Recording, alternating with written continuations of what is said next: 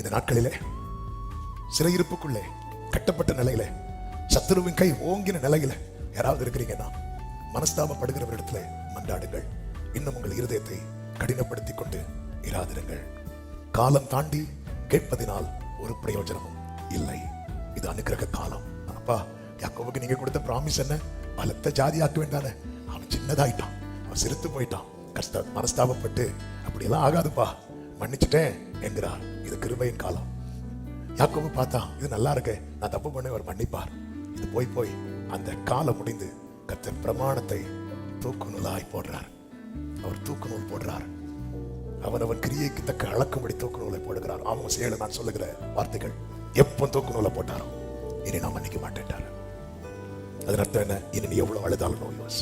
காலம் கடந்து எதை செய்தாலும் எந்த பிரயோஜனம் இல்லை. யோதாசை பாருங்க, பேதுருவை பாருங்க. ஒரே இரவுல பேதுரு அவரை தெரியாதுன்னு மறுதளிக்கிறான். யூதாசு தெரியும்னு கை காட்டுறான். ஆமே. ஆனால் பேதுரு அந்த இரவிலே மனக்கசந்தான், மனஸ்தாபப்பட்டான். யூதாஸ் காலம் கடந்து நெக்ஸ்ட் டே காலம் கடந்து ஆமே அழுத ஆண்டவர் இறங்குவார் காலத்துக்குள்ள. தேடுனா ஆண்டவர் தென்படுவார் காலத்துக்குள்ளே. மனஸ்தாபப்பட்டால் மன்னிப்பார் காலத்துக்குள்ளே. இந்த காலம் தாண்டிட்டுனா இஸ்ரவேலே, நீ உன்னை பார்க்க வேண்டிய இடத்துல கோரேச பார்க்க வேண்டிய நிலைமை ஆயிட்டு. ஆமா, 3 வருஷம் கூட இருந்த யூதாசுக்கு கிடைக்காதது சிலுவையில் அறியப்பட்ட ஒரு கள்ளனுக்கு கிடைக்குது. எனக்கு தெரியும், இஸ்ரவேலர் கூப்பிடுறதை விட நான் கூப்பிடுறது அவருக்கு பிடிக்கும்.